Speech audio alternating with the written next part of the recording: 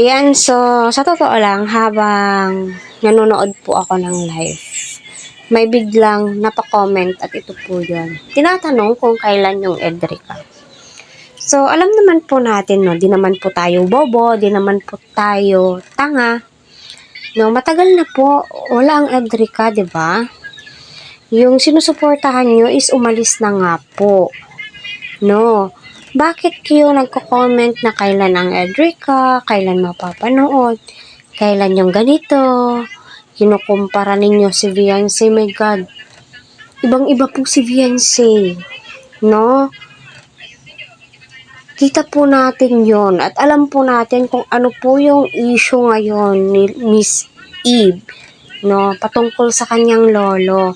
Huwag po tayong maging bingi-bingihan, no? Huwag po tayong magbingi-bingihan kung ano yung issue ngayon, ha? My God, huwag niyong idadamay si Beyonce, lalong-lalo na po sa kay lola, kay auntie, no, na makapag-post, makapag-comment, sa isang group chat ng EDSI Global Supporters na nila lait-lait itong si Beyonce. My God, lola, hinay-hinay ka po. Kasi matanda ka na. No, sabi nga nila, kakarmahin daw once na sagot-sagutin yung mga matatanda. It depends sa sitwasyon, no?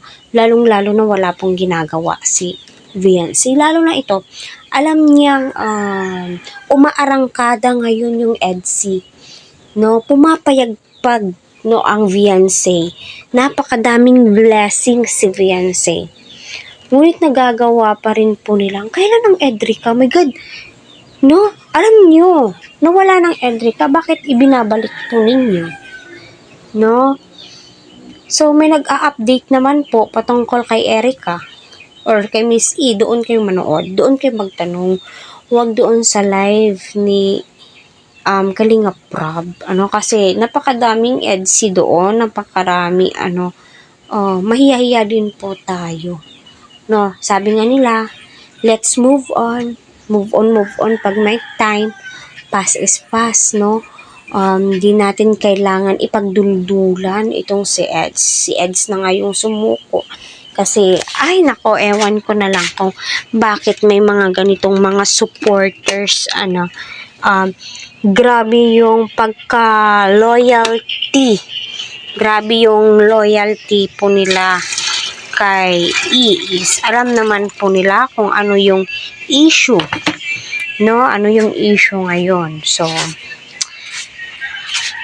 ayaw ko sanang magsalita ka. So, bilang isang reactor, supporters ni Beyonce ay parang kakawalang gana, no, nakakainis. Wala nang ang Erica, wala nang Edrica, pilit pa rin pong binabalik. Di naman si Eds yung umalis. Di naman si etc.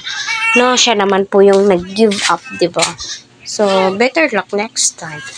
No, kasi, dito kay Beyonce, nakikita namin yung future po nila. No?